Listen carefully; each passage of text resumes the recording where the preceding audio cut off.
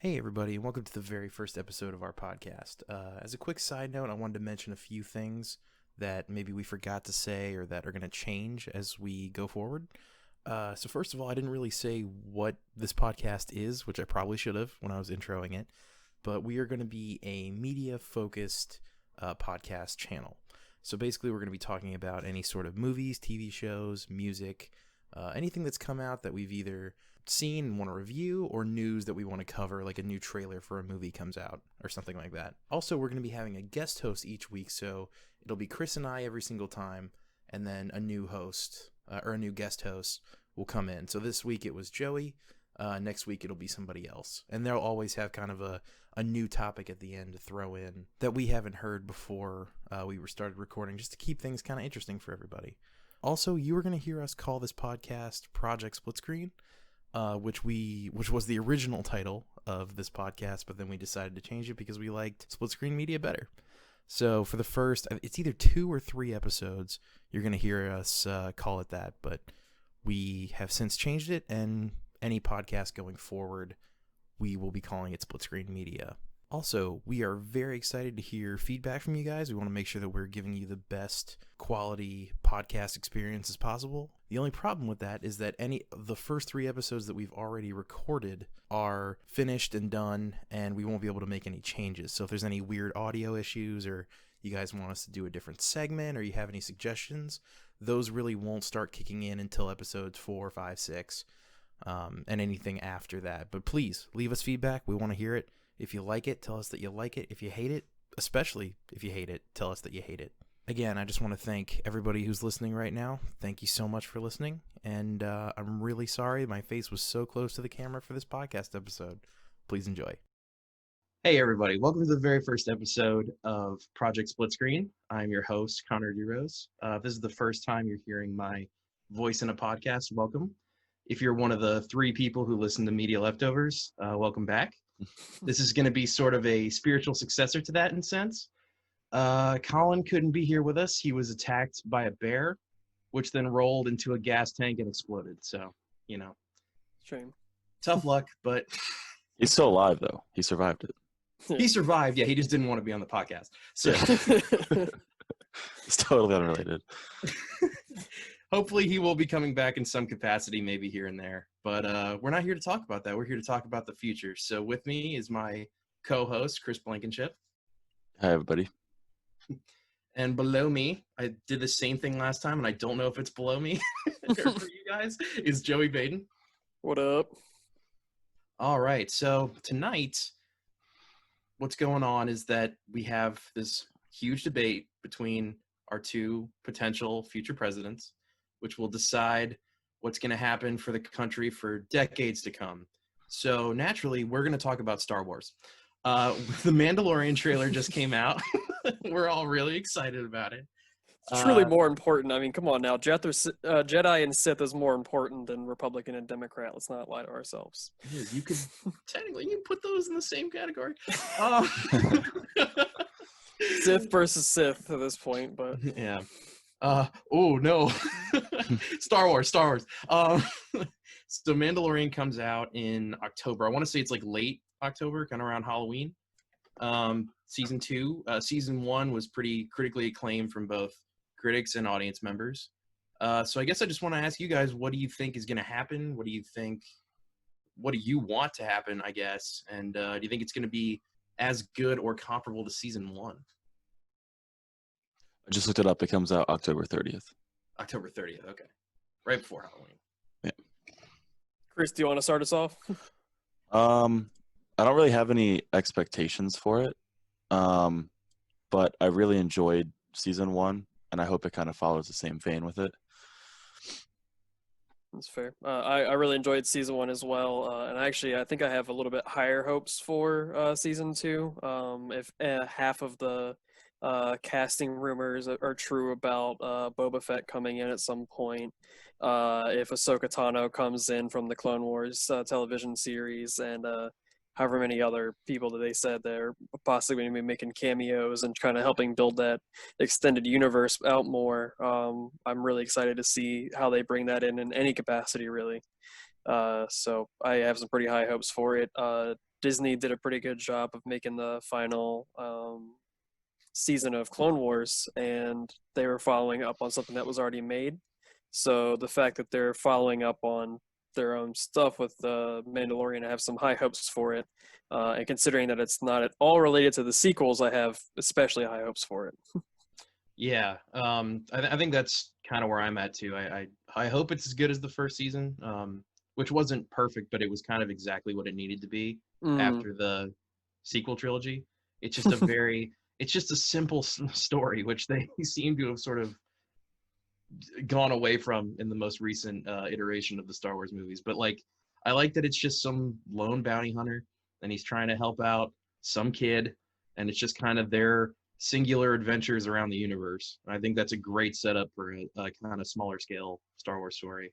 Yeah, I like that the setting is kind of like it's a western, but in space. It's like a space western. The music is fantastic. I can't recall who does the music for it. I think it's still John Williams, but it could very well not be.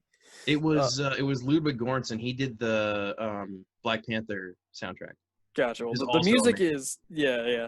I was like that. He did great in that soundtrack too. But the music is fantastic and fits the universe so well with the noise, the intro music, and everything. I think it really helps set it up as a western. It plays out episodically, where like they're connected, like it's the same story, but each week has a different setting, a different people you're free to learn and meet, and then never see again, maybe, or become a recurring character out of nowhere. So I'm really excited for them to build on that. I never really watch westerns because I'm not 80 years old, but my dad was a big fan of the Clint Eastwood movies, and I at least saw some of like the good, the bad, and the ugly and things like that, and just kind of comparing my young 25-year-old brain from seeing the snippets of that to Mandalorian kind of made me happy, and maybe be able to kind of have an appreciation for a western. Yeah, it's very much in that vein. Chris, how do you feel about this new show compared to the movies? Like, do you think it's going in the right direction? Do you kind of wish for something maybe a little bit bigger in scale? Like, what are you hoping for? No, I think it works as a TV show on a smaller scale because it's easier to flesh out, I think, the story a little bit more when you do it like episodically. Yeah, I totally agree. But I have more enjoyment watching The Mandalorian than the past couple Star Wars movies I've seen. Yes. I couldn't agree with you more. And I really like the story too, and I don't know. It's not perfect, and I think there's a lot of improvements that they could make in season 2. There's a lot of just pausing and waiting for something to happen, especially like I want to say it was like episode 5 and episode 6, which are essentially the same exact episode. Yeah, the betrayal episodes where it's you trust somebody, gets betrayed, and then has to get out of the situation, but they just did it twice in a row and hope no one would notice. Yeah, it's exactly. Like if we're connecting it to football, it's like the Titans running the same running play over and over again, and then hoping no one would notice. It's like, I hope this works because it worked last time. Yeah, and it totally did, but I think just personally, I wanted to see a little bit more variety. It was getting a little old when it's like, oh, we're out of money and we got to go to this new place and we got to trust these people. And then, yeah, exactly like you said, they betray me. And then now we're back exactly where we started at the beginning. And nothing changed in the grand scheme of things. Nope, that happened twice. It's tough when you have an overarching story and you should have filler episodes. I firmly believe that there should be episodes like that tell a completely separate story within itself. But there should be like 1 or 2 of those a season, not, I think they had probably 3 or 4 that didn't really further the plot of finding out who Baby Yoda really is and stuff like that. It was just kind of showing the Mandalorian be badass. And I will never complain about seeing a Mandalorian be badass because he does a pretty good job of it. There was the one that had, where's the comedian that was in it that played a bounty hunter? Oh, that was Bill Burr. That was one of the the Nothing Happens episodes. Yeah, exactly. Like they really showed Mandalorian being awesome, and like it's like action-wise, I was so happy to see that, and I was like really excited, and it was an enjoyable watch, showing him be truly terrifying when the lights come out and he's like chasing down the other bounty hunters that are trying to chase him down. And it, like, in that aspect of it, it was great. It was a great fun watch, but in the scheme of the season, nothing happened. Right, and I think There was it's no funny. consequence to anything that happened for the rest of the series so far. And maybe there's gonna be more consequences that come of it later, but for it was a truly self-contained story that if you watch just that episode and never the rest of the season, it'd be okay. But watching as a full season, it doesn't quite connect with the rest. But I think to your point, like I don't care if they bring that back because it was so poorly executed with the characters. Like Bill Burr's was fine. I think he was actually kind of interesting and surprisingly the best part of that episode, which I never expected. But like there was the other characters kind of had the Suicide Squad problem where it was like this is girl and she's sassy. This is big guy. He's big guy. Like it didn't. This is Katana. You should be afraid of her sword. Right. It traps the souls of her victims. It was the most like cliched, bland cast of characters that you could have possibly put in there. And I was like, can we have a little bit more effort on here? Like, if you're gonna give me a filler episode, which I already don't think you should have in a series that's It wasn't episodes long. Yeah, like in Clone Wars, you have to have it because each of those seasons are like 20 episodes long, but this one was like 10 or 12. No, when you make something concise like that, which I always prefer because it gets right into like the meat and potatoes of it, but like don't waste my time. Don't waste my time and don't waste my time with shit that sucks. I will say though, I really hope that we can get a spin-off of Bill Burr, just the Bostonian. I think that'd be great. I was waiting for like the one Star Wars character with a deep Boston accent. The Bostolorian. I was wondering if he was going to change his accent for that at all, like if he was going to try and do something a little bit, but no, he was just not Bill Burr. He doesn't have another accent. You just get Bill Burr. Yeah, which again turned out surprisingly well. Yeah, it's like he did great. He did great at being him. It's just his supporting cast wasn't the best. But it was cool seeing the Twi'leks. The for people who aren't big nerds like me, the Twi'leks are the people that have the giant tails on the top of their head. The dance in the original movies, and the bar and Jabba's palace. All right, but it was cool seeing a male Twi'lek throughout the entire movies and in the extended universe. There had never been a male Twi'lek until The Mandalorian during that episode, and I thought it was kind of cool. I always love Star Wars building on the universe and just showing different parts of the big connected universe, and throughout the whole time Twi'leks had been exclusively Ayla Secura and like strippers. So it was really cool kind of being able to see the other half of the species, see what they looked like. Not that it matters all that much, but like, you know, they could have maybe changed it up, or maybe the males had one giant one and the females had two giant ones or something like that. So just being able to expand on the universe, I think, is fantastic.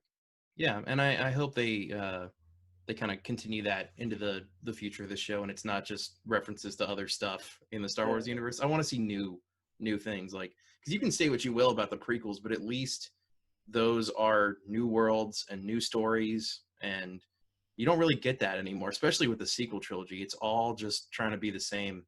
So I'm also hoping that the CGI looks a little better. They were working. It's really interesting because they were working with this new technology where instead of green screen, it's like an LED green screen. Mm-hmm. You can change the background to whatever you want, and it's supposed to look photorealistic. And because the technology is so new, it's pretty blatant when they use it, even though it is like 100% the future of where films are going to go. It was a little preliminary, and I was hoping it would look better, and that new trailer proved me very wrong. It looks about the same level of bad, which is disappointing because I like the old Star Wars stuff where even if it looks silly or goofy, like I miss practical sets. And they're really not that much more expensive. Sometimes they're cheaper to build. So I know that Disney doesn't really care about that, and most people don't care about that. So I'm sort of yelling into the wind, but it is something that would make me a little bit happier with the series if they tried to make the CGI look a little bit better. Yeah, kind of connecting it back to the trailer as well. I want to mention as well towards the end of the trailer how they're talking about the Mandalorians called the Jedi, the wizards. I think I've only seen it like twice, but Sorcerers, I think, or sorcerers or wizards. They're Something talking like about that. oh, he's one of those sorcerers, something like that. And I always think it's interesting that Disney came in. They said the old books aren't canon anymore. And then they went and made Star Wars Rebels and made the whole Thrawn trilogy their own version of canon. And then they're like, all right, this isn't canon anymore, except for the parts that we want to make it. And now they're kind of connecting back to the Old Republic, where Mandalorians and the Jedi fought. There's a big war that happens between them before the Jedi kind of become part of the Republic and become the world police as they are when we see them in the movies. The Jedi and the Mandalorians fight, and that's of course never really brought up at all. Mandalorians really don't exist except for Boba and Jango Fett in the series and Who aren't movies. Mandalorians? Yeah, they aren't even Mandalorians. They just they just jacked some armor and then got They just cloned. stole their shit and they've been like using it this entire time. But no, they are not Mandalorians. Exactly, they just have the Mandalorian armor. So it's really cool to see them kind of bringing back the Old Republic, and I'm excited. I played the Knights of the Old Republic, the old video game, so I got a little bit of a hint into the Mandalorian and the Jedi fights, but it'll be kind of cool seeing it on not the big screen, I guess, but this will be the small screen. A screen. The silver screen, I think that's what TV's. Yeah, silver screen, I think is TV. It's funny because like I always think it's interesting when they're talking in Star Wars trailers, and especially this one, they're like, oh, the legends of the Jedi and all this and the myth of the Jedi. I'm like, weren't the Jedi prevalent like 20 years ago? Like when I think about Bill Clinton, it's not like the myth of Bill Clinton. Like he was president 20 years ago. Right. We all know it. It's not like some weird tale that has to be told. I don't know. I always thought that was strange. The timeline I think has been too close together at this point. Like they're bridging all the gaps between everything. So eventually you're not going to be able to say, oh, well, the time that this happened long ago. I'm like, no, that was like 5 years ago. Yeah, right. But I guess we'll have to see. Chris, how familiar are you with like the movies in general? I actually don't even know. I haven't seen the past couple of years, I think. I don't even know. The newest one. Newest one, I guess. Yeah, the newest one I definitely haven't seen. I didn't see Solo. That's fine. What was before that? The setting of Solo to me is amazing, but the story is unnecessary in any way, shape, or form. Yeah. I love learning more about the underbelly, all the criminal organizations and stuff like that, and that aspect is amazing. But the story is not great. I think maybe Rogue One was the last one I saw. You saw that with us, I'm pretty sure. We all saw that together. What was the one after that? The one after that was Force Awakens, then Rogue One, then I think it was Last Jedi after that. And then the one after that was Solo. And then yeah, I don't think I Rise saw of that. Skywalker. Yeah, I think Force Awakens was the last one I saw. Okay, so you don't That's have a a good place lot to of stop, honestly. That is really Don't good. watch any more movies. If you just like think in your mind what could happen in the trilogy, and you know I get really happy because it's just a New Hope, but it replaced, and you're like, this is okay. It's setting me up for a good trilogy. Keep that happiness in your mind and never watch the other two. No, just make stuff up. I promise you, it's better. You could make anything up, and it'll be a better experience than the other two. I also haven't watched like the animated series or anything like that. Like I know. I think I'm the only one who's watched Clone Wars and Rebels of us. Yeah, I tried to get into 3D Clone Wars, and it's just not really my jam. I get the appeal. I get why it's good. I'm a 2D Clone Wars guy, so that's kind of where I planted my flag, and that's where I stay. But it was interesting to me that Solo was like at the very that bullshit ending makes me laugh every time. I don't know if you said you did or didn't see Solo, Chris. I didn't, but you can spoil it. Okay, I was about to ask if I could say something. So the very end of it, you find out that Darth Maul is alive. Ooh. And I guess it's funny to me that they did that because he's never going to come back in the movies. The only way you're going to get to see his story is to watch that TV show, which if you're a Star Wars fan, you've probably seen, so it's not a big deal. But I just think it's shitty that you're going to promise something or like make something happen in the movies and then not deliver on it, or make people go do homework to like actually, get the full story. I don't know. It weirded me out. So I've already seen Clone Wars and Rebels and Maul. They already bring Maul back in Clone Wars. So like for me, it was cool seeing him again on like the big screen again. But like I already knew that he lived through the thing, through the getting sliced in half. So It's at least also- I already knew that part. But it's such a stupid like I mean you shouldn't if he's not a part of you have to treat, even though it's part of a universe, you have to treat every movie like it's its own thing. So he's not part of that story at all. He has nothing to do with the story of Solo for any point until the last 3 minutes when he shows up as a hologram and he's like, "Hey everybody, I'm Darth Maul," or whatever the fuck he says. And then he leaves and then the movie's over. Kenobi. I mean, to be fair, he's probably going to come back in Kenobi too, maybe, depending on what setting they put Kenobi in. But Well, they have to put it when he's young, right? Because Ewan McGregor is coming, or at least semi-young. Ewan McGregor's getting kind of old, but if I'm not mistaken, it's supposed to be the in-between years between after Order 66 and before he turns into Alec Guinness. right. So he's gonna have that touch of gray in his beard, probably just doing whatever he did on Tatooine. So, So for what happens from it? those who don't know, and me, they're making a standalone Kenobi movie. They're making, TV series. Yeah, TV series. It's gonna be pretty much exactly like Mandalorian. Okay. But from what I understand, this is gonna be only one season. They don't have they're not gonna make it a continuous series. They're gonna do it's a one and done. We're telling our story and then we're done. But obviously, Kenobi is my favorite character in Star Wars, so I was super excited to see that was happening. I'm just not excited that Kathleen Kennedy is in charge of Star Wars. No, I don't think anybody is. Should be Jon Favreau or Dave Filoni. Dave Filoni, yeah, and I think that's kind of where they're gonna head with this. After seeing how successful Mandalorian was and how not successful Rise of Sky. I mean, like, think about how crazy that is to not see a Star Wars movie. Like, Chris, I'm sure you saw, even if the prequels were bad or people were telling you that were bad, I'm sure you saw all of those movies. So it's crazy to me that we live in a world where people just don't see Star Wars anymore. Like, it's the biggest movie series of all time, and people are like, I don't want to see that. Yeah. Like, how do you mess that up? Yeah. I'll tell you how, and it's 3 different directors with 3 different visions, and then it was originally 3 different directors, and then one of them dropped out, and JJ picked up scraps. Isn't that how it worked originally? Yeah, it was. So it was supposed to be JJ, and then it was Ryan Johnson, and then it was supposed to be Colin Trevorrow, who did the Jurassic World series, which I think are better movies than people give them credit for. They're not. I've never seen them.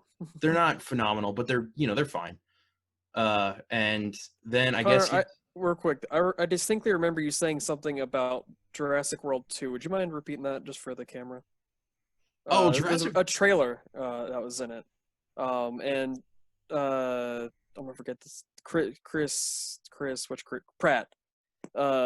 He does something in that trailer that made you really angry, and I just would like you to bring that up if you could, real quick. The fucking pyroclastic flow made me so angry. Okay.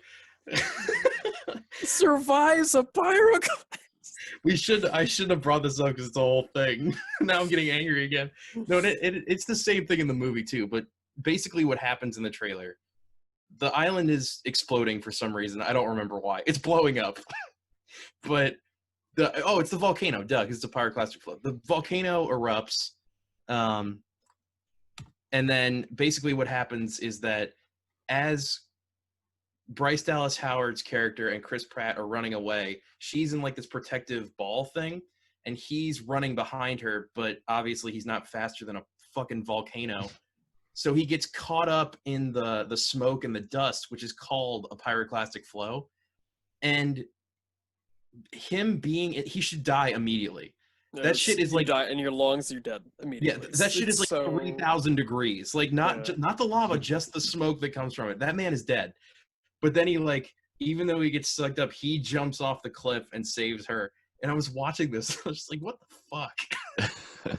It's funny because I actually think that movie's great, but yeah, that scene, oh my god. When that trailer came out, you just kept saying it. I was like, I just really want that to be on the podcast because it made me so happy. Like, a pyroclastic blast or flower, whatever. It just made me happy every time you said it. And was he the same director as who would have directed Star Wars 9? So he Okay. actually, you know what's funny? He didn't do the second one. It was somebody else. Oh, okay. And the second one is way better too. That one that we were just talking about, even though I'm just bitched about it for a minute and a half. But Colin Trevorrow, who did the first one, was supposed to direct Star Wars 9. And then I guess he didn't get in line or something happened. I don't know, but he got fired.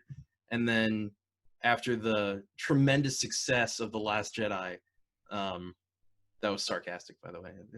But then they brought in J.J. Abrams to sort of finish it up as quickly as possible. And if you watch that movie, it feels like they are just sprinting towards the finish line of Star Wars. They're like, all right, let's get this shit over with. Yeah. No one wanted to be, and now we know that no one wanted to be there. Like Daisy Ridley was pissed. John Boyega was pissed. John Boyega was so mad that he got sidelined and stuff like that. Like they made it such a big deal that he was going to be a main character and then sidelined his ass. They did nothing with him. His arc was completed in the first movie, and then they did nothing with him. Yeah, and they could have killed him in the second one when he tried to do it, and then they made the worst character in Star Wars.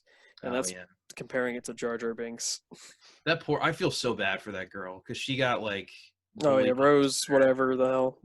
Yeah, not Rose. Is it Rose? No, it's Rose Tico. Yeah. Yeah. I can't remember the actress's name, but she got Kelly Marie Tran. I do remember. Yeah.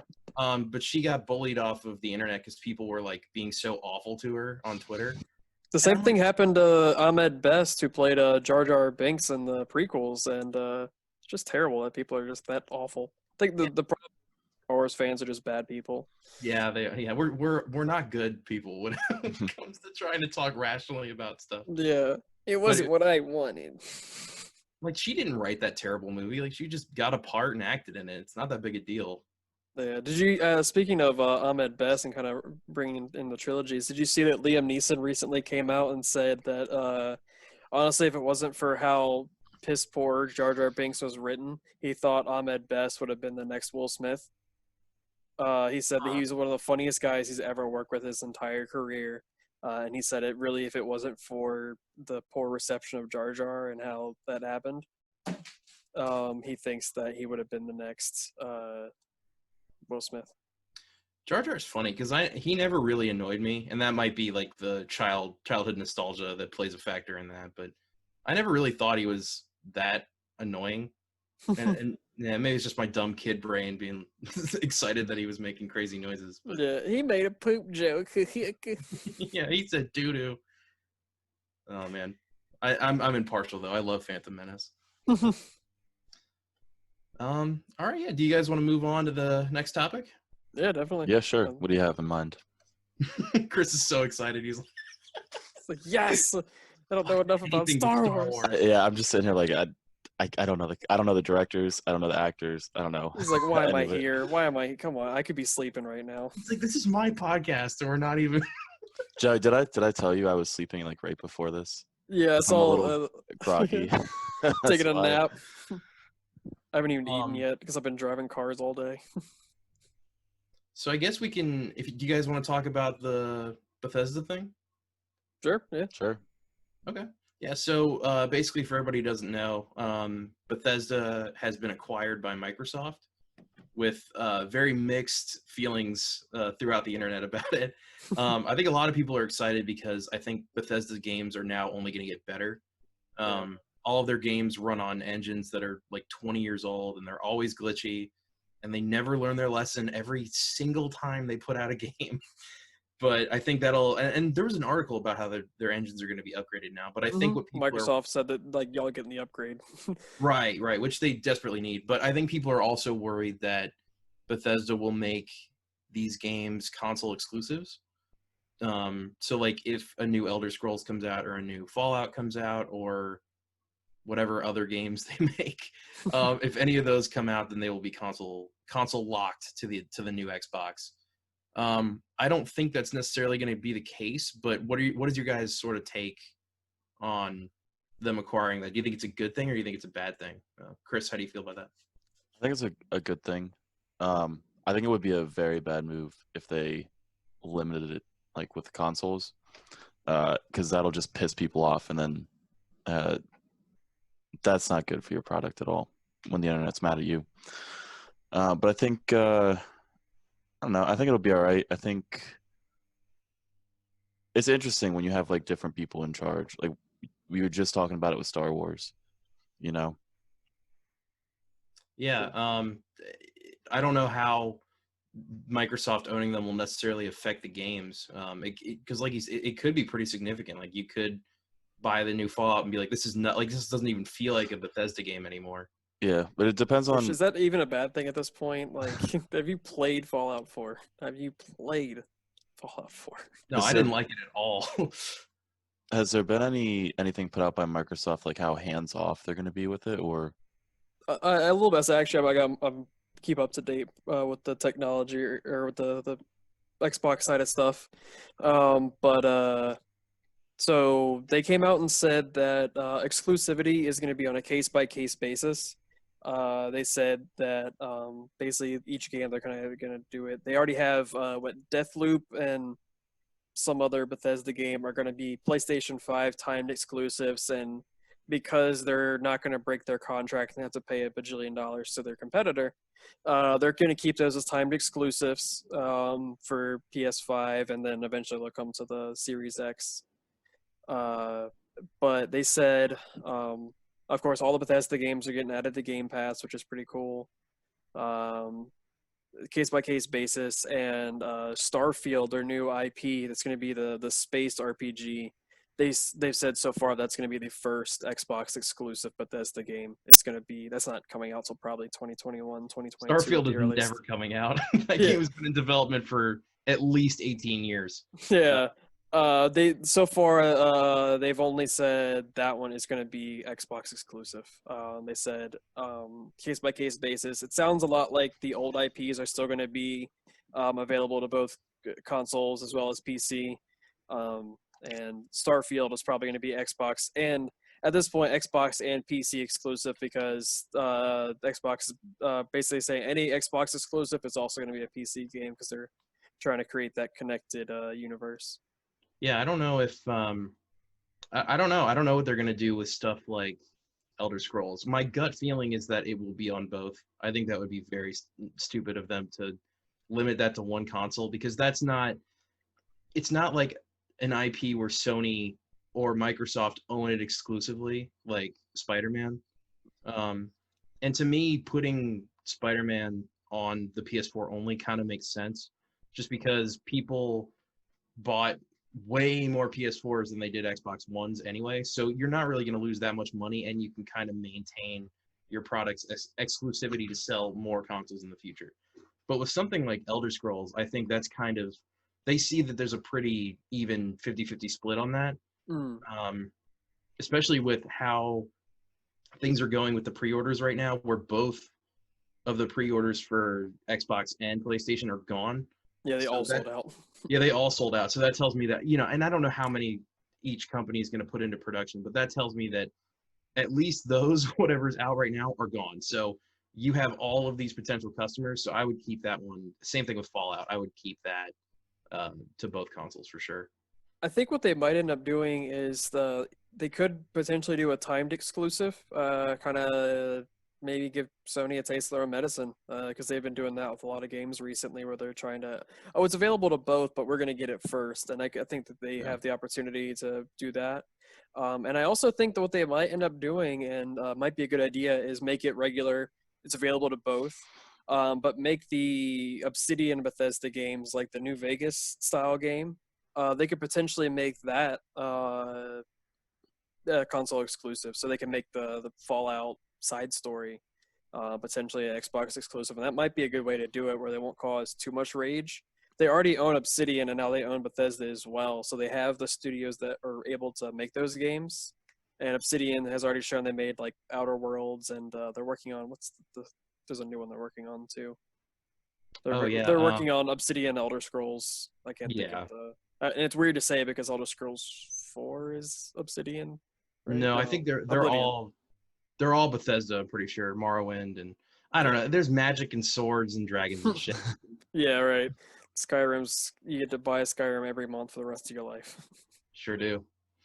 I think that's probably Microsoft has been doing this for months now, where they've been buying up a bunch of smaller studios, because I don't think they want to make the same mistake they did with the Xbox One, where it had 2 exclusives. Yeah. And I mean, the exclusives for the Xbox last gen, or I guess still current gen, but about to be last gen, were terrible. Yeah, they weren't great. And PlayStation mopped the floor with them, and they're not gonna, they're not gonna make that same mistake again. I will say, as much as I love Xbox, and I love that I might be able to have the Bethesda games because even though they're buggy pieces of crap, I still love Bethesda games. They let me mod their games, and I can build a game however I want. I can have Thomas the Tank Engine be a dragon if I want, and that's amazing. Or I can have Macho Man Randy Savage be a Deathclaw, and like the kind of the modding feel is great, and I love that Bethesda's able to do that. So bugs and all, I still love their games. And I will say that the implications of buying Bethesda kind of scare me a little bit. There's actually some rumors going on right now that Microsoft might be purchasing Sega. They might be able to get the rights to Sonic and stuff like that now too. And I'm really afraid that if big this IP in 2020. yeah right Enough of Sonic. but the I can't think of, but they got Street Fighter. I'm not a huge Sega person, but I know that there's a pretty big brand. They have tons of stuff, yeah. But I'm afraid that it's going to start causing this competition between Sony, Microsoft, and maybe Nintendo of starting to buy all these smaller gaming companies. I mean, they spent more money than Disney bought Star Wars for to buy Bethesda. And I love Bethesda. Bethesda is not worth more than Star Wars. There's more than Bethesda, though. It's also Zenimax, I think, in that transaction. That's true, too. But it's just crazy to me that they're doing that. And I'm really afraid of all these smaller, like, I love CD Projekt Red. They're one of my favorite game developers with, like, The Witcher and now Cyberpunk coming out pretty soon here. And I'd be so afraid if they get purchased by Sony or Xbox, whichever one, and suddenly I can't play this game or it's a timed exclusive that I've been waiting for years. Their games are really, really quality games, and I hope that they can stay independent and keep releasing it on both. And I'm just afraid that Bethesda's move or Microsoft's move for Bethesda might cause a bidding war that could make the console wars even worse instead of bringing them together like I think they should be, where there should be so much more cross-gen games and cross-play and stuff like that.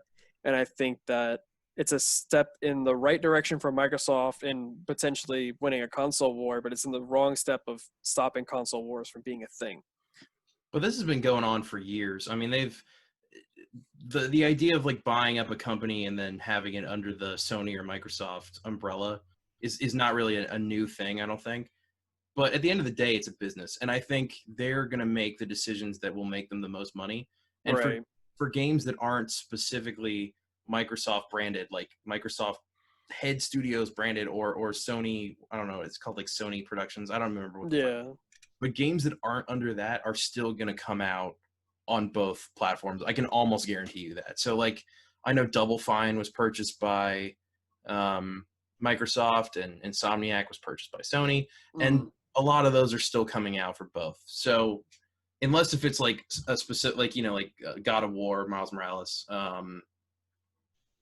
Horizon Zero Dawn, which isn't exclusive, that's coming to PC.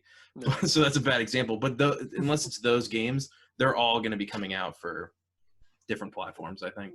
Right. Buy a computer is what I'm telling you.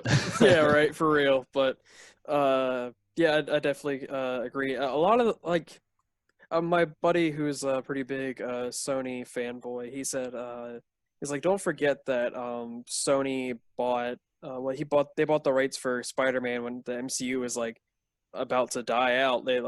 They're a big reason that the MCU exists is because they gave Marvel all this money for the rights to Spider-Man, which in essence created the MCU. And same with, was it Insomniac that made, what was the Xbox exclusive game, Sunset Overdrive? Wasn't that Insomniac? That was Insomniac too, yeah. So they started off with an Xbox exclusive, and then I think the company was about to go under, and Sony bought out Insomniac, who now is creating these amazing Spider-Man games and stuff like that. He's like, don't forget, like, it's not like they just bought them out because they wanted the exclusivity. They bought them out because they made quality games, and they basically saved their studio and stuff like that. So it's like you got to take into account that Yeah, the big studios buying the smaller ones can kind of help make them be able to keep making their games. But then there's like people like Bethesda who I don't think that they were struggling at all. Granted, they might have not been making the highest quality game, but it didn't really matter because people loved the Fallout and the Elder Scrolls series so much that they were going to buy it regardless.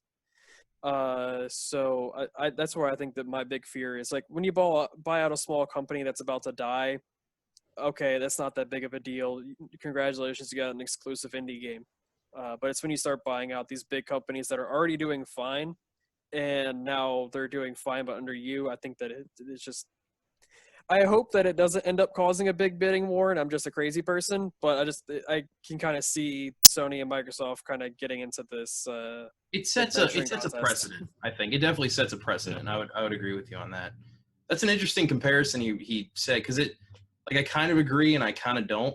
Like Marvel basically sold a bunch of their stuff in the 90s because they had nothing. They had like a crappy Captain America TV show and a crappy Fantastic Four show, and no one gave a fuck about comic books anymore. So they sold off a bunch of their stuff, like, Fantastic Four and X-Men to Fox, and Spider-Man to Marvel, and then to Sony, excuse me. And then Sony makes this awesome movie with Tobey Maguire, and then that sort of begins the superhero gold rush. Mm-hmm. So in a way, I guess I see what he's saying. Like, that movie eventually created the MCU, but I couldn't tell if you were saying like they purchased it during the MCU time or they got it beforehand. Because I was like, no, beforehand. So he's basically saying that money from Sony buying Spider-Man helped kickstart the MCU is basically what he was saying. Gotcha. He said without that purchase, they were probably going to go under and we'd have no MCU. Right. So he was trying to. Marvel Studios wouldn't have. Yeah. I mean, that makes sense. That definitely makes sense. Yeah, he wasn't trying to say like Toby's connected, although apparently he might be with Doctor Strange 2, Electric Boogaloo. He'll be in there to some capacity, and I'm sure in Spider-Verse we'll get a cameo from him and Japanese Spider-Man and everybody else who's ever been in a comic, even however obscure that version of Spider-Man was. But I mean, I'd be curious to see, because Chris, you said you were gonna buy a PS5 originally, right? Or like you were leaning towards that. How do you feel now that some of those games are gonna be also on the PS4? And like where do you stand now on that? I'm still leaning towards PS5. I don't think it's probably not going to change, because I still want the Miles Morales and then some of the other exclusives, and I also, again, not again, because this is the first podcast, but I was talking to you guys earlier about I don't really care to upgrade right now the Xbox as much, because an upgrade from nothing to a PS5 is better than my current Xbox to the new Xbox. So now I'll be able to play some of the exclusives on, like, I've never touched a God of War game, and now I can do that. So yeah, I mean, that's a totally valid point. In that capacity, I'd almost say just buy a PlayStation 4. You'd be able to get it for a lot cheaper, probably come with a lot of the games, like at that point, if you don't really care about being in the new generation, like he was saying. All the new exclusives and the old exclusives are on the 4, so there's almost no point in getting a 5 right now. I think I want to get the 5 for longevity's sake. That's it is future next gen for sure. And yeah, then that totally makes sense. I'll stay in the last gen or current gen with the Xbox for now. Because part of me was like, if I'm not gonna buy this PS5, what I could do is I could purchase a PS4 Pro for about the same amount of money as my PS4, so I could just sell the PS4 and then upgrade like that. So it's, a slight upgrade, but I wouldn't necessarily need to drop $500 on this new console to play Spider-Man. And that was a big thing. I think that was a terrible move on Sony's part. I have no idea why they decided to make all these games backwards compatible, because I guarantee you there's so many people who are like, well, fuck it, I'm not going to spend my hard-earned money on this new thing when I can play a slightly downgraded version on the console I already have for free. Yeah. And it's cheaper. The game is only $50 on PS4. So It's interesting what they've been saying, where if you buy it on the PS5, you get it on the 4 for free, but if you buy it on the 4, you have to buy it again for the 5. Is that from what I understand, is what they've been saying? Other way around. Is it? Okay. Yeah. So if you buy it on 5, you can't play it on 4. But if you buy it on 4 and then eventually upgrade, you get it for free. But Okay. the one thing you don't get is that if you buy the PS5 version, the $70 version, you get a remastered version of the original Spider-Man game. Spider-Man 4, yeah. Spider-Man, yeah. So Spider-Man for PS4. And then they God, I wish Spider-Man 4. But yeah, so that's like your upgrade path to that. So I mean, either way, I think my brother's probably going to get a PS5 because he was kind of that same mindset as you, Chris. He was like, he's like, I have a pretty good Xbox, but I don't have anything Sony, so it kind of makes more sense to go PS5. I also have really bad impulse control, so I guarantee within like the first 6 months I have both. That's fair. I was lucky enough to be one of those people that got the Amazon pre-order before the website crashed for the Xbox Series X. And like, I think both of you guys, if I'm not mistaken, you have the One X, if I'm not mistaken, right? Yeah, I do. I don't know if Chris does. Yeah, that's the one I have. I'm still rocking the OG Xbox, no extra letters added to it, just straight up the Xbox One. Yeah, that so giant black, Yeah, so for me, upgrading from the Xbox One to the Series X is a huge upgrade. Like, I'm basically just getting I'm getting a 4K TV. I'm getting to be able to play in 120 or 4K, all that kind of fun stuff. Like, I'm basically being able to play all my games in a higher graphical sense. So for me, my upgrade is just getting the graphical upgrade, as well as eventually the new games when they start coming out and all the exclusives once they stop supporting the old generation. And I already have a PlayStation 4, and much like Chris, I'm probably going to end up with both eventually. But I will definitely at least buy like Miles Morales and the Horizon Zero Dawn DLC for the 4 because I love those games. And much like you, Chris, I actually bought a PlayStation 4. That is my exclusive machine. It's played exclusively Horizon, Uncharted, and Fall Guys, and God of War. So that and Spider-Man, yeah. I've used it as an exclusive machine, but I personally don't like the UI in it as much. The user interface it's kind of clunky. It's got the live background, which I like, and Series X is actually getting that live background like it has. But just for me personally, I like the user interface on the Xbox. I think it's much more sleek. I do not like the new Series X look. I'll say that much. Yeah.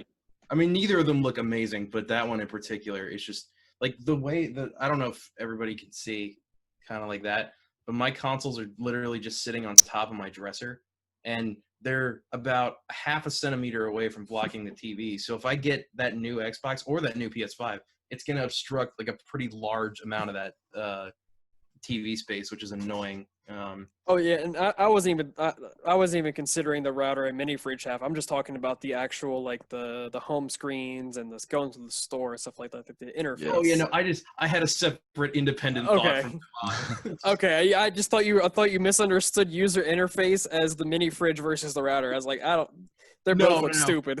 I was just thinking about the faults of consoles in general, and then it got me thinking about how stupid the physical models look. Yeah, mine's gonna be I have to get a mounted TV, and I have no idea where I'm gonna keep my console. One of the funniest things that I saw from these ads, and I can't remember if I told both of you about this, but like when they announced the Xbox Series S and how small it was, before the Series X has even come out, they're like, look at this big piece of shit, and look how much smaller the Series S is. I'm like, I don't know if you want to dog on your console that isn't even out yet. Like, that just seems so strange to me.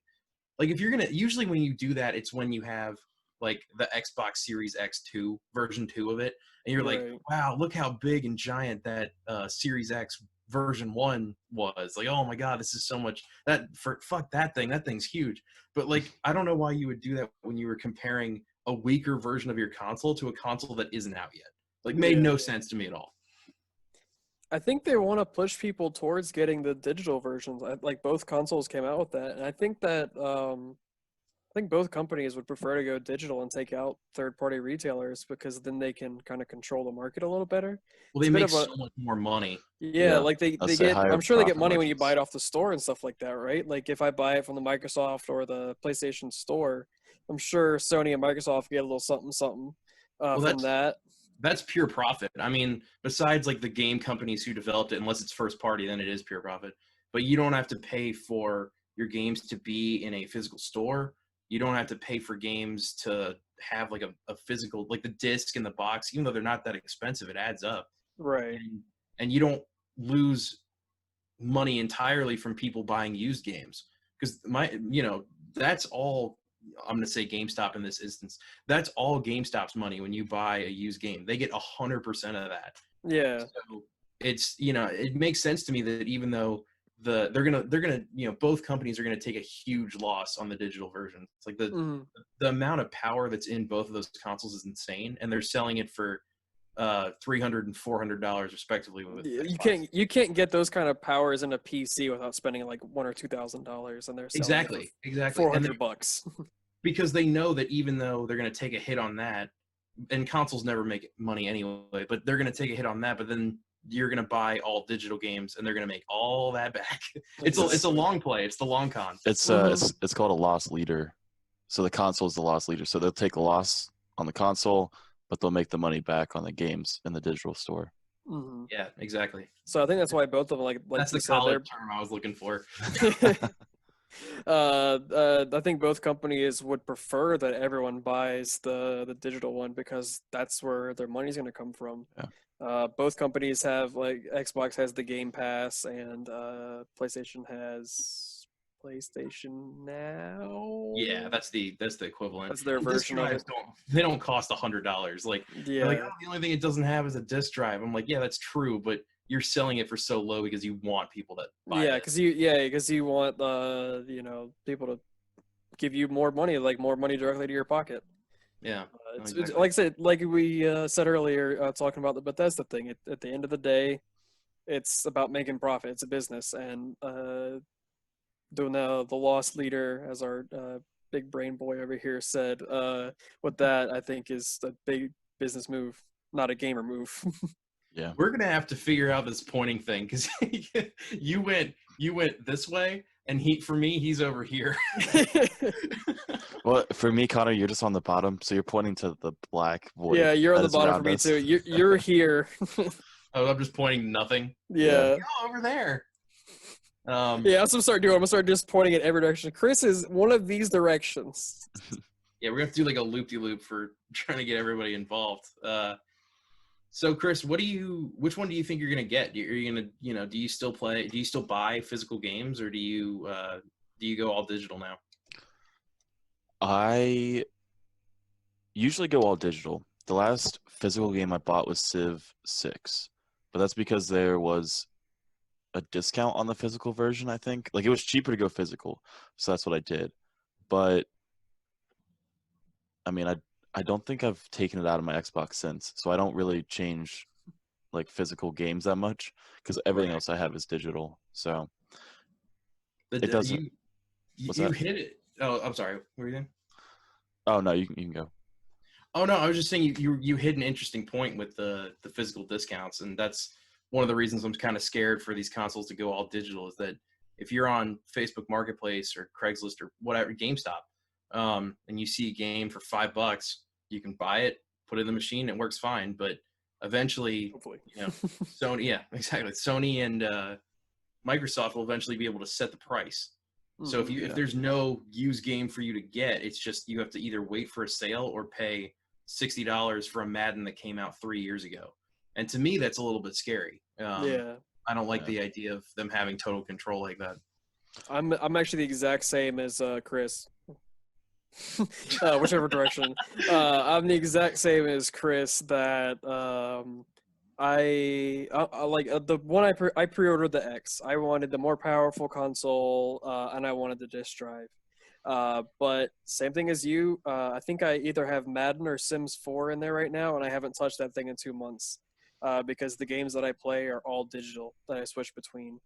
But as you said, I'm afraid of them setting the prices because I bought, let's say, one of the newer Maddens or one of the older Maddens for $5-10, and I couldn't do that on the marketplace. On the marketplace, it's still going for like 30, 40, $50 or something like that, and it's just ridiculous that they charge so much for something that's kind of become obsolete.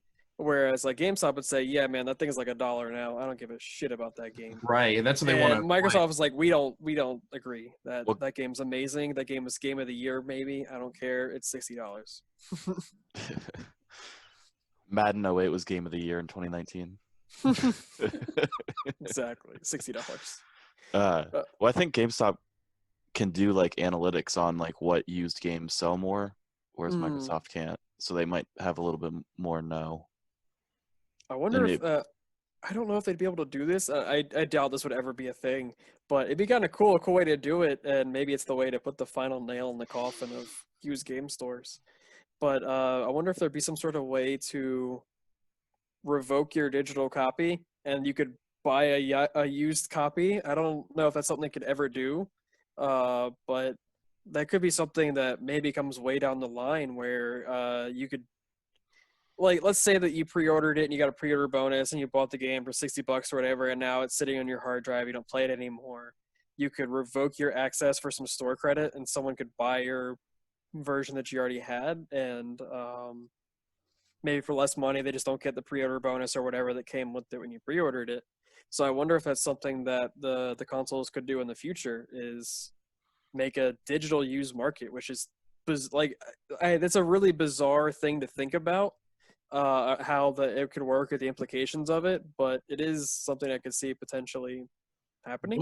What you're describing is what GameStop needs to do to survive. It Yeah. needs to be either, because that's exactly what I think they should do. That totally should be their business model going into the future. But you can kind of do that with Steam already on PC. Like, you can exchange games with people, and you can earn rewards to buy new games and all this stuff.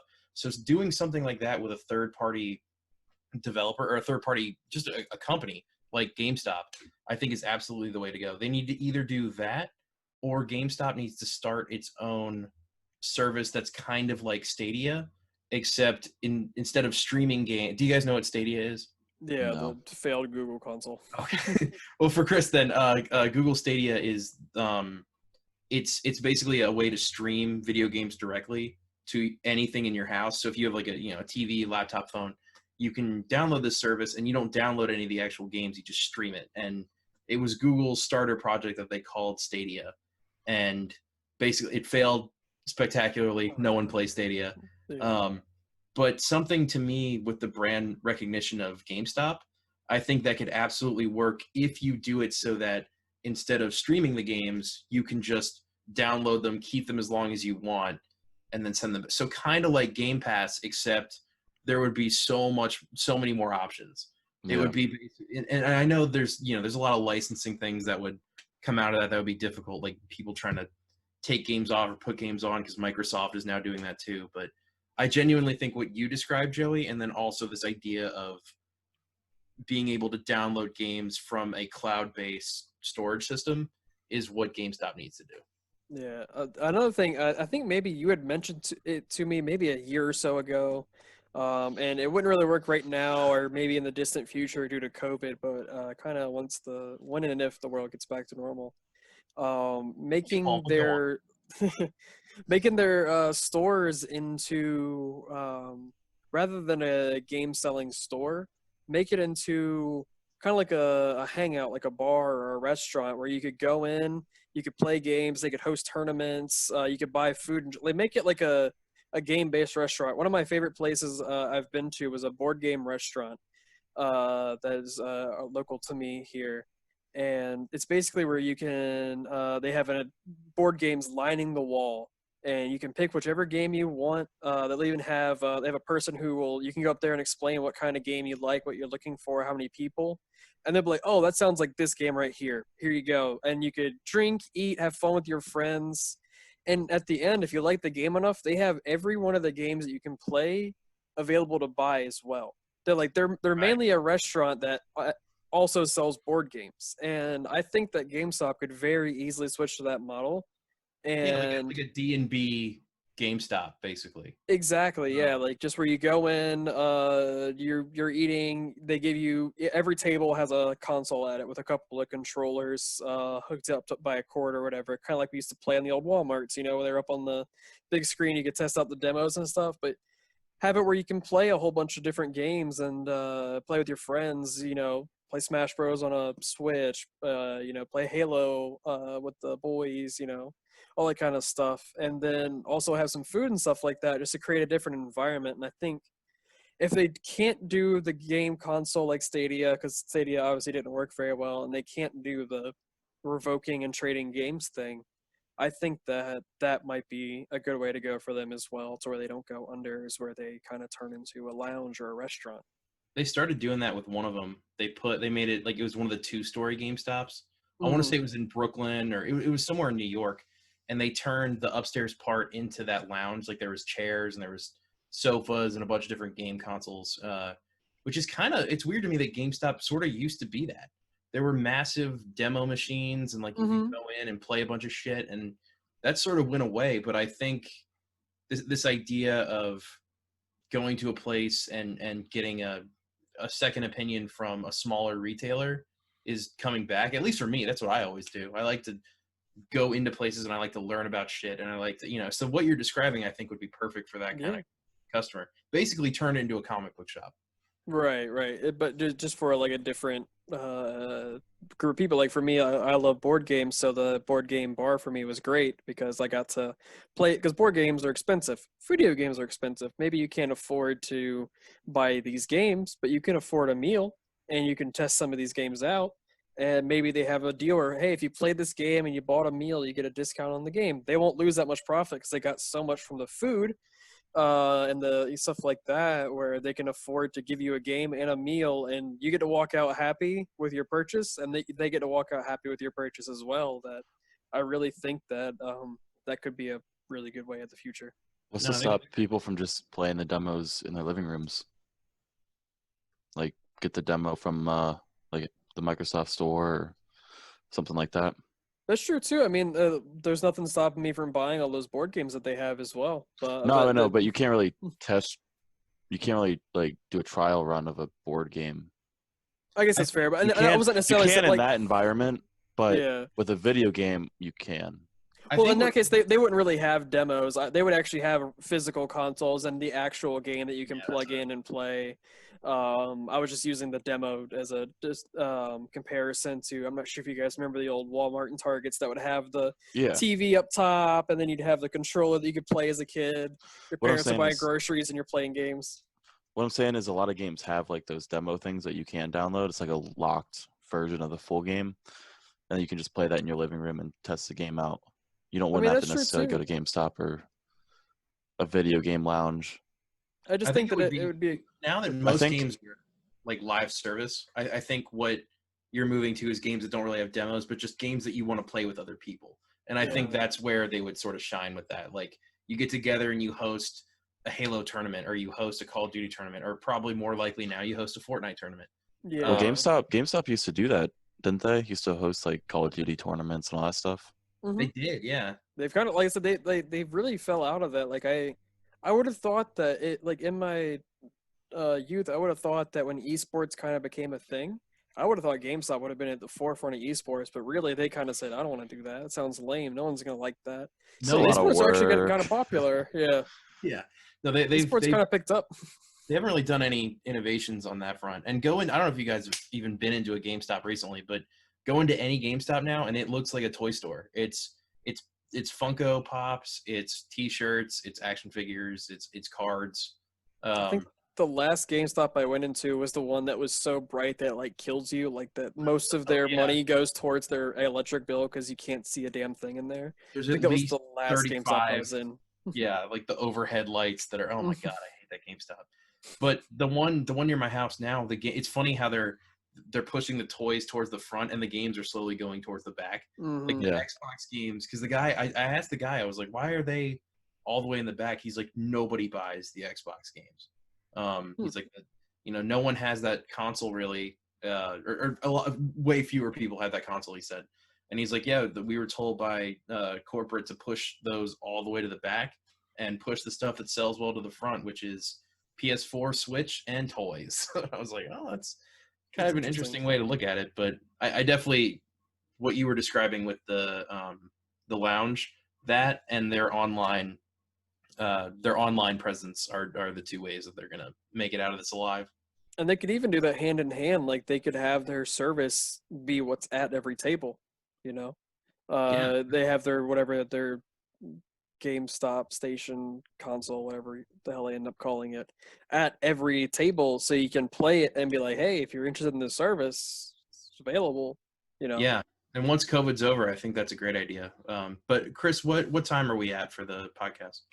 Like an hour and 4 minutes or something. Okay. Yeah. Do you guys want to call it quits for tonight? And I'll say we have a couple, like maybe the first 5. We have probably about 5 or 10 minutes where we're probably end up cutting it. So if we're trying to stick to an hour, we might have enough time for. No, we're at if you take away the first 8 minutes. Like that is an hour and 4 or 5 minutes ago is when Connor started. Okay. Okay, Yeah. cool. Then yeah, we can call it quits for tonight. Everybody cool with that? Yeah. Yep. All right, awesome. Well, thank you all for listening. Check back next week. We'll try and upload these on a pretty regular schedule. I think there's going to be maybe a little bit of time before this one comes out. We're still trying to get the YouTube page set up. We're trying to get the social media set up. I'm going to try and see if I can get this on Spotify and Google Play and that kind of stuff. If you listen to Media Leftovers, that was a promise I made for 4 times and then I never did it. But I'm going to try to be a little bit better this time and make sure we get it out so that everybody can listen in the way that they prefer. But all right, yeah. Once again, I want to thank Chris and Joey for being here with me tonight, and stay tuned for next time. Bye, guys. Bye, everybody.